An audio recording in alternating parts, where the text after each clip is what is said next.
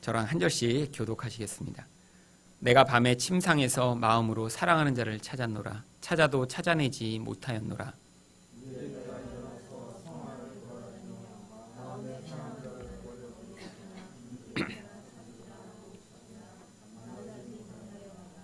성안을 순찰하는 자들을 만나서 묻기를 내 마음으로 사랑하는 자를 너희가 보았느냐 하고,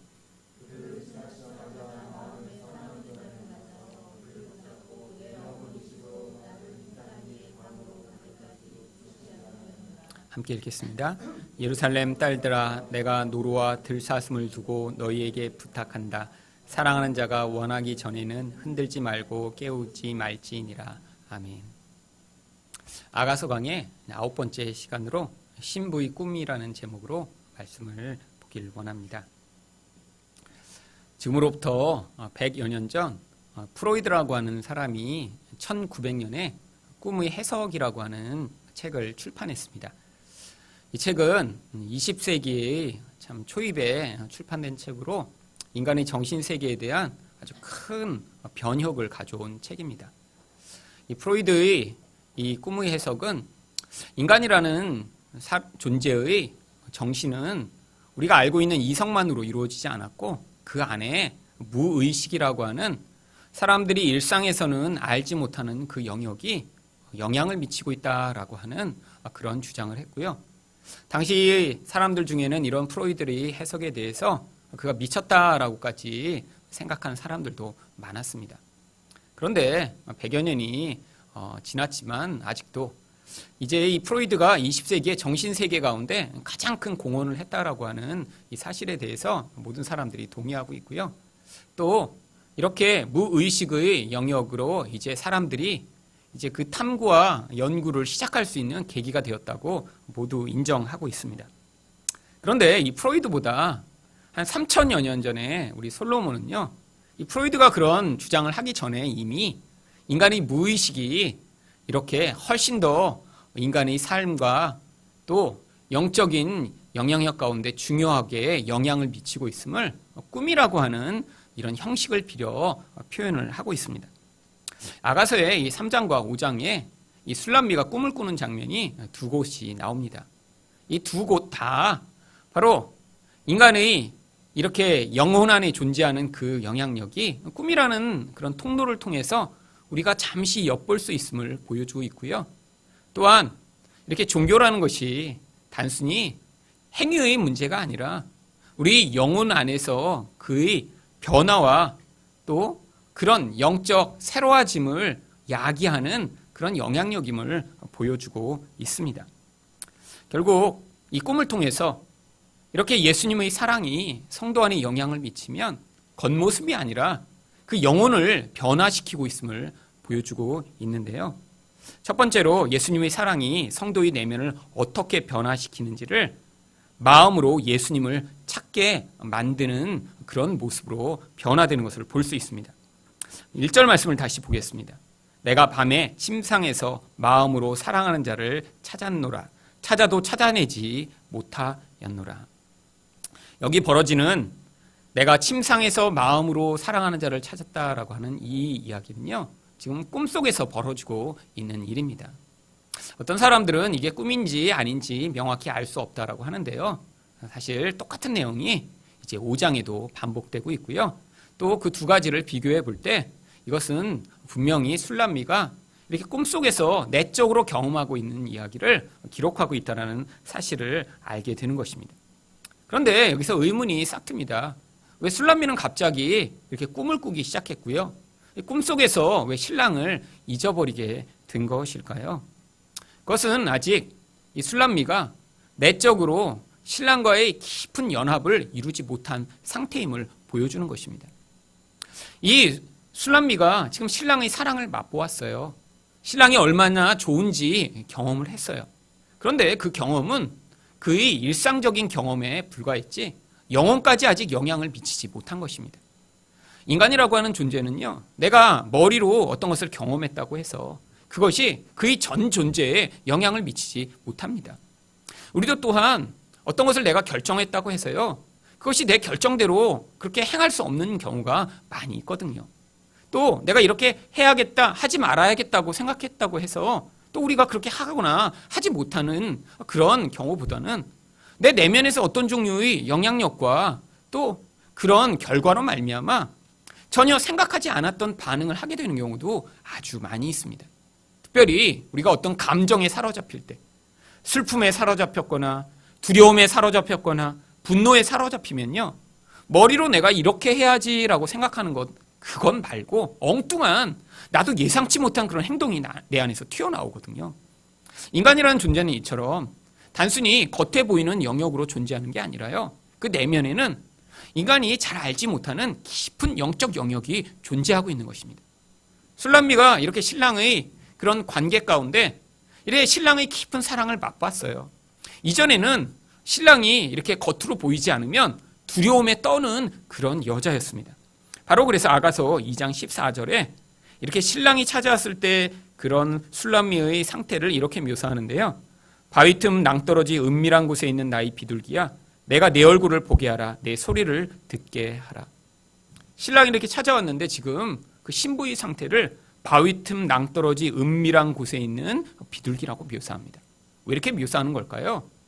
신랑이 이렇게 눈에 보이지 않자 이 신부는 너무너무 두려움에 떨어서요, 큰 바위 밑에 숨은 비둘기처럼 자신을 거기에 숨기고 지금 아무것도 하지 못하고 있는 상황이었죠. 신랑이 찾아왔는데도 불구하고요, 그 신랑의 목소리를 들었음에도 불구하고요, 그 두려움 때문에 벗어나지 못하는 상황을 묘사하고 있는 것입니다. 이게 바로 성도의 인생 가운데 자주 벌어지는 거예요. 예수님을 처음 믿을 때는요, 그런 감동도 크고 또 하나님이 살아계심에 대한 그런 확실함도 있는데 시간이 지나다 보면요, 그런 감정은 사라집니다. 상황적으로 하나님이 안 계신 것 같은 그런 상황이 닥치면요, 두려움에 떨게 돼요. 그런데 하나님이요, 이제 그런 상황 가운데 우리에게 말씀과 하나님의 임재로 개입하셔서 내가 여기 있다, 내가 너를 사랑한다 라고 말씀해 주시는 경우가 있습니다. 근데 두려움에 사로잡힌 사람은요, 그런 음성을 듣고도 쉽게 반응하지 못하는 거예요. 그런데 이 과정을 지나면서 성도는 하나님이 내 상황에 관계없이 나와 함께 하시는 분이시구나 라는 확신을 얻게 되는 것입니다. 신앙이 여리고 초보자일 때는요, 상황을 가지고 하나님의 임재를 자꾸 판단합니다. 하나님이 나랑 함께 계시다면 뭔가 잘 될 텐데, 하나님이 나랑 함께 계셨다면 이런 나쁜 일이 벌어지지 않았을 텐데, 이렇게 생각하는 거예요. 그러다가 상황이 나빠지면 하나님이 나랑 함께 안 계신가 봐, 하나님은 나를 싫어서 떠나셨나 봐, 이런 생각을 하며 두려움에 사로잡히게 되는 거죠. 그런데 그 초보 상태를 지나고 나도요, 우리 마음의 근원 안에는 하나님의 임재에 대해서 자주자주 의심합니다. 내가 조금만 두려워지면 내 마음의 근원에서는요, 두려움이 다시 스물스물 올라와요. 내가 잠깐 기쁜 것 같다가 또 잠시 내가 가만히 있고 또 어떤 상황 가운데 외로움이 몰려오면요, 마음에서부터 그 하나님의 임재와 사랑에 대한 확신이 점점 사라지는 경우들이 많이 있습니다. 바로 지금 술람미가 꿈 가운데 경험하는 게 그런 거예요. 그런데 그런 상황에서 술람미가 이전과는 다른 반응을 합니다. 바로 2절 말씀입니다. 이에 내가 일어나 성 안을 돌아다니며 마음에 사랑하는 자를 거리에서나 큰 길에서나 찾으리라 하고 찾으나 만나지 못하였노라. 여러분, 이전에는요, 두려우니까 어떻게 했어요? 바위 틈에 그냥 숨어서 나오질 않았습니다. 이게 일반적으로 처음에 이제 초신자가 하나님이 안 계신 것 같다라고 하는 느낌이 들며 이제 다시 신앙이 움츠러드는 그런 상태예요. 그런데 이제 신앙이 하나님 안에서 그런 눈에 보는 거로 판단하는 그런 수준을 넘어서게 되면요, 하나님이 내 주변에 안 계신 것 같고 내가 하나님의 은혜에 목마르기 시작할 때 이제 적극적으로 찾아나가는 모습으로 변모합니다. 그게 우리 내면에서부터 벌어지는 일이에요. 내가 정말로 상황이 좋기 때문에 하나님을 찾고 상황이 나쁘면 움츠러드는 그런 신앙이 아니라 내면에서부터 하나님에 대한 갈망이 싹 트는 것이죠. 여러분, 마음의 중심에서부터 이런 사랑의 그런 갈망이 있어야 그 마음을 가지고 어떤 기회와 어떤 정말 하나님 만날 수 있는 그런 상황들을 계속해서 찾으며 그 안에서 은혜를 경험할 수 있습니다. 여러분, 하나님은요, 우리에게 가끔씩 이런 가뭄과 같은 그런 상황을 주시는 이유가 바로 그것 때문이에요. 여러분, 만약에 이렇게 나무를 심었는데 이 나무에 계속 정말 하루도 빠지지 않고 물을 준다고 생각해 보세요. 그러면 그 나무가 잘 자랄 것 같은데요, 그렇지 않습니다. 제가 살던 텍사스에서 이제 가을이 되면 바람이 많이 붑니다. 그런데 이렇게 바람이 불고 나면요, 그 다음날 가보면 아주 큰 나무들이 쓰러져 있는 것을 자주 봐요. 근데 위로는 한 20m, 30m 되는 아주 큰 나무거든요. 근데 쓰러져 있는 걸 보면요, 뿌리는 1m도 이렇게 좌우로 뻗지를 않았어요. 처음에는 너무너무 이상했습니다. 아니, 어떻게 저렇게 큰 나무가 뿌리가 저거밖에 안 되는데 서 있을 수 있을까? 근데 그 이유를 알게 됐는데, 이유가 뭐냐면요, 거기는 워낙 광야기 때문에 물이 없으니까요, 밤이 한 12시가 되면요, 그 학교 전체에 스프링클러가 돌아갑니다. 그래갖고요, 밤새도록 물을 주는 거예요. 밤새도록. 1년 365일 계속 밤 12시가 되면 자동으로 스프링클러가 켜지면서 계속 물을 줍니다. 그러니까요, 나무들이요, 뿌리를 밑으로 내릴 필요가 없는 거예요. 그냥 위에서 물이 그냥 촉촉하게 떨어지니까 그 물을 먹으려고 거기서 뿌리가 별로 자라지 않고 위로만 컸죠. 근데 바람이 한번 불면요, 그 큰 나무들이 쓰러지는 것입니다. 여러분, 우리도 마찬가지예요. 우리 내면 안으로 이 신앙의 뿌리가 깊이 뿌리 내리지 못하면요, 그래서 자꾸 감각적인 은혜만 자꾸 경험하면요, 우리 안에서 진짜 신앙을 우리는 갖지 못합니다. 내가 상황적으로 뭔가 좋은 일이 일어나면, 와, 하나님이 나에게 은혜를 베푸셨어. 상황이 좀 나빠지면, 와, 하나님 날 버리셨나 보다. 이건 신앙이 아니에요. 신앙은요, 내 상황을 가지고 판단하는 게 아니라 하나님이 주신 약속으로 판단하는 것입니다. 하나님 뭐라고 약속하셨나요? 우리를 버리지 않으신다고 약속하셨어요. 하나님 뭐라고 약속하셨나요? 내가 너를 내 핏값으로 샀다고 말씀하셨어요. 그러니까 우리가 귀중한 존재라는 것입니다. 하나님이 그렇게 자기 생명을 다해 우리를 사랑하시기 때문에 세상의 어떤 것도 하나님이 사랑해서 끊을 수 없다고 얘기하는 거예요. 그런데 하나님의 이 믿음이요, 우리 머리에가 아니라 영혼 깊숙이 뿌리내도록 만드시기 위해 하나님은 때때로 우리 인생 가운데 이런 가뭄과 같은 일들을 허락하시는 것입니다. 하나님의 임재가 잘 보이지 않고, 하나님이 사라져버린 것 같고, 아니, 내 안에서 갈망은 점점 싹트는데 그 갈망이 채워지지 않는 것 같은 그런 경험. 여러분, 그 경험이 내 쪽으로 깊어지면 깊어질수록요, 열매 맺게 되는 거예요. 여러분, 또 이렇게 가뭄 곳에서 자라는 나무가 어떤 특별한 점을 가지고 있습니다. 뭔지 아세요? 열매가 달아요. 여러분, 이제 이스라엘이나 이 중동 지역을 가면요, 아주 사막 지역에 갑자기 오아시스처럼 이렇게 나무가 아주 많은 곳이 있습니다. 그래서 처음에는, 아니, 저렇게 사막에 정말 저렇게 뜨거워서 막 40도가 넘는데 이렇게 나무들이 많은가 했더니요, 그게 대추야자 나무래요. 그런데요, 대추야자 그 열매가 사람이 이제 손톱만 합니다. 그런데 그 열매가 얼마나 단지요? 정말 제가 여태까지 먹어본 모든 과일 가운데 그 대추야자가 가장 달아요. 여러분, 중동에 가면 꼭 드셔보세요. 그것도 싼 거를 드시면 안 돼요. 그 중에 비싼 건 아주 비싸거든요. 근데 정말 얼마나 단지, 나중에 한 몇 개 먹다가는요, 막 그냥 설탕 덩어리를 먹는 것 같아요. 근데 왜 그게 그렇게 다냐면요, 가문돼서 뿌리를 깊이 내리면서 그 열심히 물을 끌어올려서 그 액기스를 농축하니까요, 그렇게 달아진 거예요. 뜨거운 햇빛에 그게 수분이 마르면서 아주 단맛만 남게 된 거예요. 여러분, 우리 안에서 내적으로 이렇게 영적으로 깊어지지 않으면요, 열매를 맺을 수가 없어요. 여러분, 우리가 신앙생활을 하면서 겉으로 내가 찬양을 잘하고, 겉으로 뭐 내가 하나님 말씀을 사랑하는 것 같고, 예배를 열심히 드린다고 해서요, 우리가 참 그리스도인의 열매를 맺는 것이 아닙니다.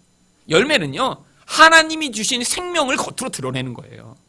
아무리 내가 종교 행위를 많이 해도요, 그 뿌리가 하나님에게 그 영적인 생명의 근원에 뿌리를 받고 있지 못하면 진짜 열매를 맺지 못합니다. 여러분, 종교적인 열매는요, 항상 남과 나를 비교하게 만들어요. 종교적인 열매는요, 겉으로 볼 때는 굉장히 좋아 보여요. 근데 꼭 문제를 야기합니다. 왜냐하면 종교적으로 이렇게 열매 맺는 것을 통해 자기를 높이기 원하고, 자기 영향력을 확장하기 원하고, 그것으로 자기 교만을 삼으니까 꼭 문제를 야기해요. 여러분, 진짜 하나님의 생명의 뿌리를 내려 거기서부터 말미암는 영향력으로 우리가 열매를 맺을 때, 이 열매는요, 사람을 살려내는 영향력이 되는 것입니다. 여러분, 정말 성령의 뿌리 박은 그런 신앙인, 그로부터 말미암는 영향력으로 살아가는 자, 그 사람은요, 말을 한마디 해도 다른 사람에게 위로가 되고 축복이 되는 말을 할 수 있는 거예요. 겉으로 아무리 남을 위로하고 축복하려고 해도 그게 그냥 내 생각에 머문 그런 축복과 위로, 그냥 내가 단순히 상황 가운데 어떤 그 사람에게 좋게 하기 위해 하는 그런 말이라면 참된 생명의 영향력을 미칠 수 없지만 그게 우리 영혼에 뿌리를 내려야 하는 것이죠. 그래서 하나님은요, 때때로 우리 영혼 안에서 이런 깊은 갈망을 만들어내길 원하십니다. 이게 바로 이런 부재의 상황과 같은 그런 상황을 통해 경험되는 것이에요. 여러분, 하나님은 우리가 그래서 영혼 안에서 진짜 하나님과 관계 맺는 사람이 되기를 원하십니다. 겉모습이 멋지고 겉모습이 이렇게 종교적인 사람이 아니라요. 두 번째로 예수님의 사랑은 성도의 내면을 어떻게 변화시키나요? 무의식적인 거부를 이겨내게 합니다. 우리 3절 말씀을 보겠습니다. 성안을 순찰하는 자들을 만나서 묻기를 내 마음으로 사랑하는 자를 너희가 보았느냐 하고. 갑자기 또 술람미가 돌아다니다가요, 성 안에서 성을 순찰하는 사람을 만납니다. 옛날이나 한국도 옛날에 이제 통금이 있을 때는 밤 12시가 되면 이제 사람들 잡아가는 그런 사람들이 있었잖아요. 옛날 고대에도 성마다 있었습니다. 워낙 도둑도 많고 그러니까요. 이제 어느 시간이 지나면 이제 순찰대가 다니는 거예요. 그런데 갑자기 그런 순찰대를 만납니다. 그래서 그에게 물어요. 내 마음으로 사랑하는 자를 너희가 보았느냐. 그런데 이들이 아무런 대꾸를 하지 않습니다. 도대체 이들은 누굴까요? 그런데 이들이요, 바로 술람미가 또 다른 꿈을 꾸는 5장에 이들이 다시 등장합니다. 그런데 5장 7절에는 이들이 무슨 일을 하는지 보세요. 성안을 순찰하는 자들이 나를 만나매 나를 쳐서 상하게 하였고 성벽을 파수하는 자들이 나의 겉옷을 벗겨 가졌도다. 아니, 왜 순찰하는 자들이 갑자기 술람미를 만나서 때린 다음에 또 성벽을 지키는 자들이 술람미 옷을 홀딱 벗겨버리죠? 바로 여러분, 꿈에서 만난 자들입니다. 꿈에서요, 누군가를 만났는데요, 바로 이들이요, 예수님을 만나는 그 자리를 방해하고 있는 영향력들인 거예요. 바로 이들이요, 무의식 가운데서 인간에게 영향을 미치는 인간의 양심, 죄책감 혹은 도덕심과 같은 인간의 그런 영혼 안에 영향을 미치고 있는 어떤 종류의 방해물들을 이야기하는 거예요.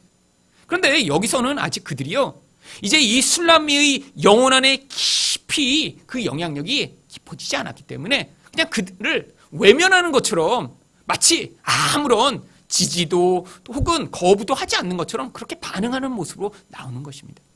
여러분, 인간 안에요, 이런 영향력들이 가득합니다. 우리가 하나님을 향해 나아가지만 사실은 우리 영혼 안에서 어떤 종류의 하나님에 대한 다 그림들이 다 따로 있어요. 어떤 사람은 하나님을 아버지라고 부르지 못하는 사람이 있습니다. 왜죠? 자라온 환경과 배경 안에서 이런 어른, 힘 있는 자에 대한 아주 큰 거부감을 가지고 있는 거예요. 어떤 사람은 하나님을 단순히 나의 욕망을 채워주는 그런 종류의 기복적인 신으로만 바라보는 사람이 있어요. 이런 잘못된 영향력들이 우리 안에 어떤 종류의 그림과 어떤 종류의 모양으로 이렇게 위치하고 있는 것이죠. 이것에 대해서 많은 심리학자들은 다양한 이름을 붙입니다. 피아제와 같은 그런 심리학자는 이걸 도식이라고 하는 그런 표현을 해요. 사람마다 외부의 것과 내부의 것들을 판단하는 어떤 종류의 틀을 가지고 있다라고 설명하기도 해요. 여러분, 이렇게 인간마다 가지는 이런 종류의 내적 영향력, 그런데 어떤 환경 가운데 또 어떤 양육의 상황 가운데 또 어떤 배경 가운데 자랐냐에 따라서 하나님에 대한 인식이 다 틀린 것입니다. 여러분, 그런데 하나님이요, 그 자리에 머물러 있기를 원하지 않으세요. 왜죠? 바로 사람마다 자기가 가지는 하나님에 대한 잘못된 개념으로 있으면요, 진짜 하나님과 경험해야 될 깊은 영적 관계로 나아갈 수 없기 때문이에요.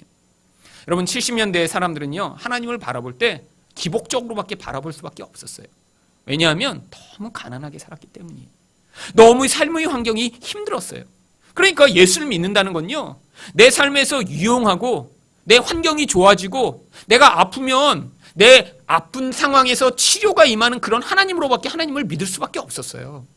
그런데 하나님을 그렇게밖에 못 믿은 사람은요, 거기서 내적으로 더 깊은 영역으로 변화되지 못하면 진짜 하나님을 통해 경험해야 되는 그 풍성함을 인생에서 경험하지 못합니다.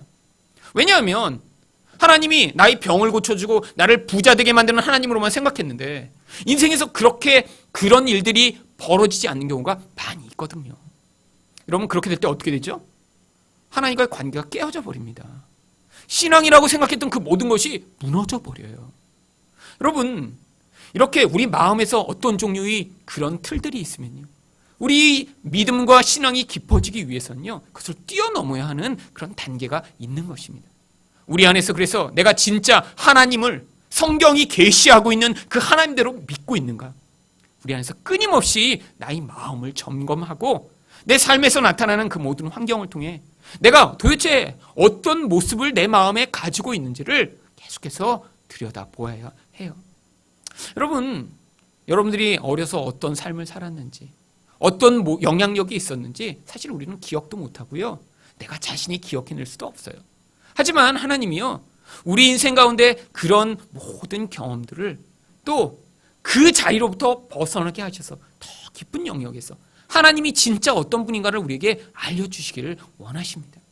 그 자리까지 가야 진짜 하나님과의 연합을 위한 준비를 하게 되는 거예요.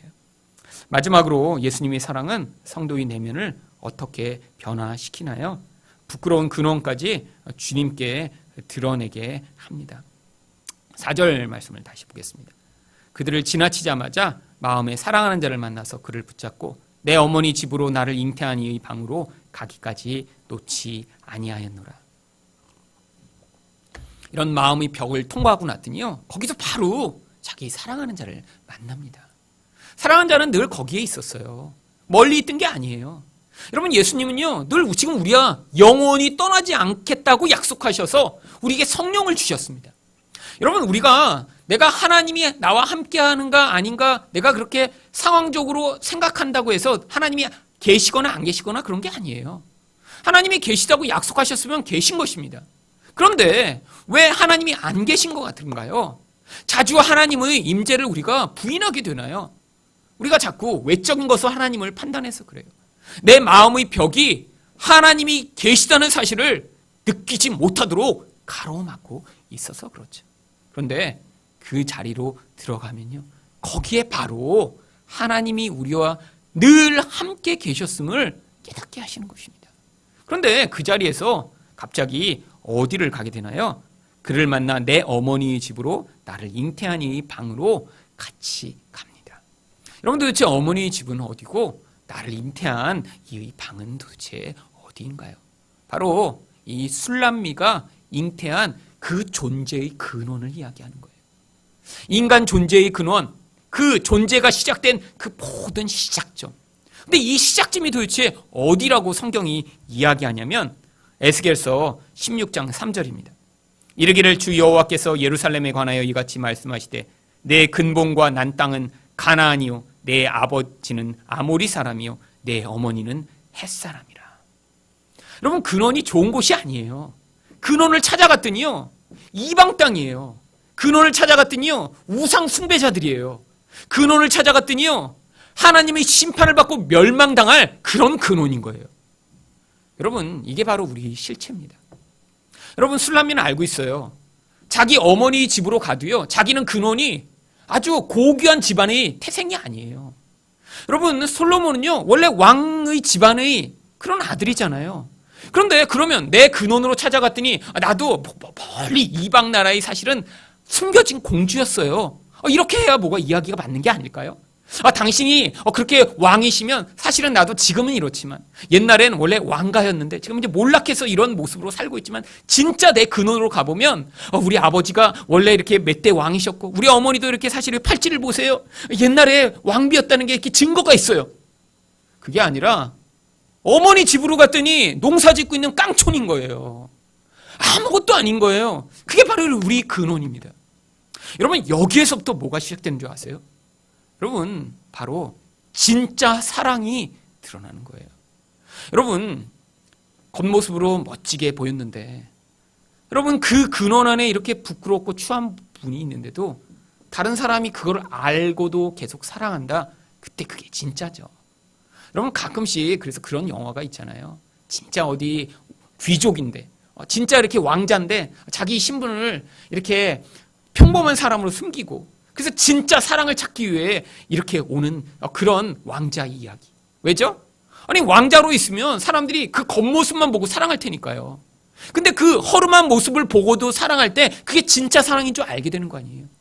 그런데 이 술람미가요, 바로 이 진짜 사랑을 이제 알게 된 거예요. 내가 이렇게 아무것도 아닌 근원을 가지고 있어도 내 신랑이 나를 사랑하겠지. 그러니까 그거를 고백하고 드러내는데 아무런 부끄러움이 없는 것입니다. 여러분이 근원 안에는 사실 죄밖에 없어요. 여러분 안에서 뭔가 좋은 거를 하나님께 보여주시고 싶으세요? 여러분 착각하고 계신 것입니다. 여러분 영혼으로 들어가면 들어갈수록요, 우리 안에서 나오는 것은요, 우상 숭배고 욕망이고 두려움이고 죄의 근원밖에 없는 거예요. 그런데 하나님 앞에서 그 죄의 근원을 여러분이 드러내실 때 우리 하나님이요, 여러분을 부끄러워하시지 않습니다. 여러분 그거 모른 채로 여러분을 사랑하시는 거 아니에요. 이미 우리가 죄인인 거 아세요. 우리가 얼마나 하나님과 다른 종족인지 이미 알고 계세요. 그런데 그냥 사랑하시기로 정하신 거예요. 그래서 우리 그런 부끄러운 모습, 죄의 모습이 드러나도 하나님이요, 우리를 싫다고 버리지 않으십니다. 여러분 이 복음의 비밀을 깨닫지 못하면요, 하나님과 사람 앞에서 계속 자신의 존재를 감추고 싶어요. 사람 앞에서, 하나님 앞에서 자꾸 자신이 멋진 것처럼, 자신이 괜찮은 사람인 것처럼, 문제가 없는 것처럼 그렇게 가리는 이중적인 삶을 살아가야 합니다. 여러분 그렇지 않아요. 여러분도 저도 다 문제가 있는 사람이에요. 우리 안에 예수님의 사랑과 은혜가 없으면 살 수 없는 자들이 우리들입니다. 그런데 하나님이요, 우리를 사랑하신다는 거예요. 그런데 하나님이 우리를 절대 버리시지 않겠다고 약속하시는 거예요. 여러분 이 복음을 받아들이셔야 하나님 앞에서 솔직할 수 있어요. 하나님 앞에서 여러분이 나아갈 때 여러분의 모습, 그 부끄러운 모습을 하나도 감추지 않고 그대로 드러내실 수 있어요. 여러분 그때 느끼는 그 하나님의 사랑이 진짜 사랑입니다. 이 사랑을 맛본 자는요, 그 사랑 안에서 하나님, 내가 이런 존재임에도 불구하고 나를 향한 그 사랑에 제가 감동해요. 앞으로 우리 하나님을 떠나지 않겠습니다라고 하는 진짜 내적인 반응을 할 수 있는 그런 성도로 바뀌어갈 수 있는 것입니다. 여러분의 인생 가운데 그렇게 사랑이 내면을 변화시켜서 여러분의 본질의 근원 안에서 하나님의 사랑에 늘 기뻐하며 만족하는 그런 성도가 되시기를 예수 그리스도 이름으로 축원드립니다.